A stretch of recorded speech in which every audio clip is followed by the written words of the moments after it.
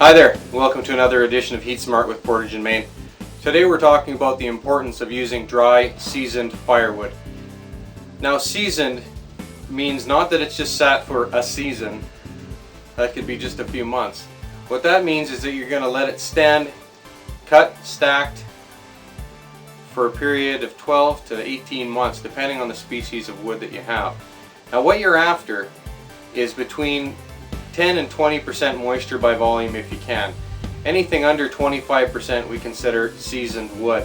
Anything higher than that, and it takes a lot of energy for your fire to boil off the water before that piece of wood actually starts to burn.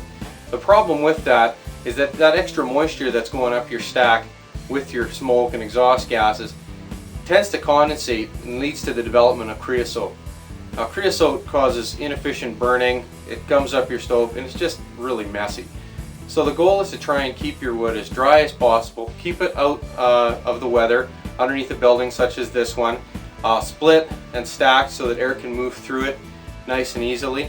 Now there are a few ways that you used to be able to tell, I guess old timers used to tell if wood was seasoned or not, and that was either by looking at the end grain of it and seeing whether or not it had cracks in it, which indicates that the thing is shrunk because of a loss of moisture, or how it sounded when you bang two pieces together.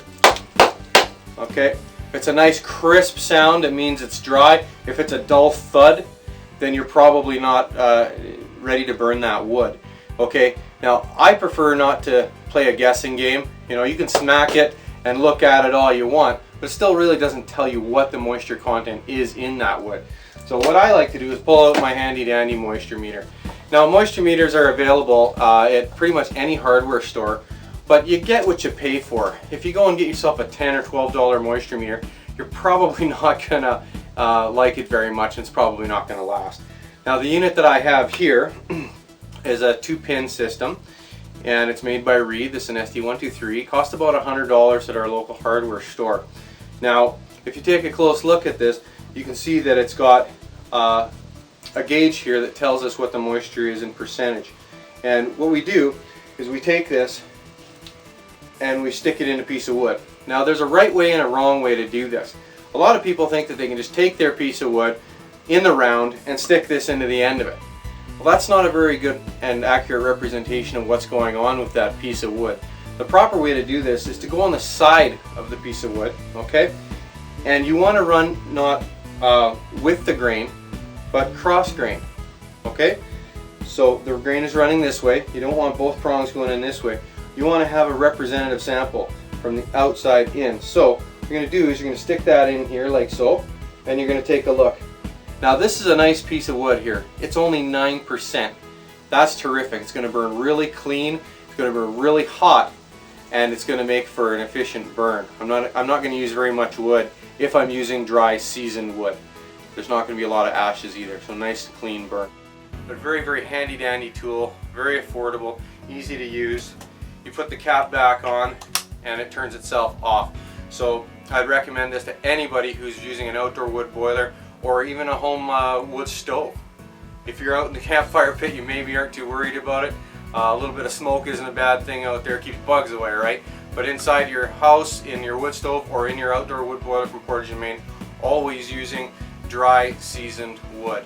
Okay, now I'm a big fan of cutting my wood at about 16-18 inches. Okay, that's a little easier for my wife to handle, but it doesn't matter what size you're cutting it, as long as it fits in there. You should always split it.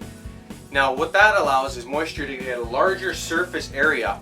Bark on a tree is typically a moisture barrier. What this does is keeps the moisture in the tree. Okay, if you leave this in the round, it's harder for that moisture to get out, and a lot of times before it even seasons, it starts to rot or go punky. Okay, so we're going to split our wood at least in half.